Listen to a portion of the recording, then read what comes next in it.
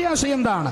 ആ ഭാഗ്യകരമായ പ്രത്യാശ എന്ന് പറയുന്നത് കർത്താവായ യേശുക്രിസ്തു എന്ന് പറയുന്ന വ്യക്തിത്വത്തെ കാണുവാൻ പറ്റുന്നു എന്നുള്ളതാണ്. ആർക്കാ ഇന്ന് രാത്രിയിൽ ഈ പന്തലിന്റെ കീഴിലിരിക്കുന്ന ദൈവമക്കൾക്കായിട്ട് ഞാൻ ദൈവത്തെ സ്തുതിക്കുകയാണ്. സാധാരണ നമ്മൾ പറയാറില്ലേ, അഴുകി നാറുന്ന ശവസമാനരായ പാപികളായ നമുക്ക് അഴകു നൽകി നമ്മളെ അഴിവില്ലാത്ത സ്ഥിതിയിലാക്കിയ ആ പടച്ച തമ്പുരാനായ ദൈവം നമ്മുടെ ക്വാളിറ്റികളൊന്നും നോക്കാതെ, നമ്മുടെ മേന്മകളൊന്നും നോക്കാതെ, അയ്യോ പാപത്തിന്റെ ആ മട്ട് വലിച്ചു കുടിച്ച് പാപത്തിൽ രസിച്ചിരുന്ന നമ്മെ ഓരോരുത്തരെയും ദൈവമക്കളാക്കി തീർത്തില്ലേ? ആ ദൈവമക്കളാക്കി തീർത്തു എന്നുള്ളത് ഒരു ഭാഗ്യകരമായ അവസ്ഥയല്ലേ?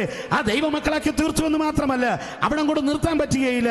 ആ ദൈവമക്കളാക്കി നമ്മെ തീർക്കുവാൻ വേണ്ടി തന്റെ ചങ്കിലെ ചോര നൽകിയ ആ അനുഗ്രഹീതനായ കർത്താവായ യേശുക്രിസ്തുവിനെ വിശ്വാസത്താൽ അനുഭവിച്ചറിയുന്ന ക്രൈസ്തവ വിശ്വാസികളെ, നമ്മൾ ഭാഗ്യവാന്മാരാണ്.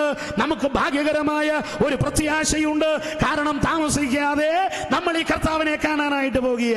വിലാപ്പുറത്ത് കുന്തം കൊണ്ട് കുത്തലേൽക്കപ്പെട്ടവൻ, കണ്ടാൽ ആളല്ല എന്ന് തോന്നുമാറ് വിരൂപമാക്കപ്പെട്ടവൻ, അയ്യോ പീലാത്തോസിന്റെ പട്ടാളക്കാരുടെ ആ അടിയേറ്റ് ശരീരം ആശകലം ഉഴവുചാലുകൾ പോലെ നീളത്തിൽ കീറപ്പെട്ട നമ്മുടെ പ്രാണനായകനായ ക്രിസ്തുവിനെ നമ്മൾ നേരിട്ട് കാണുവാനായിട്ട് പോകുകയാണ്.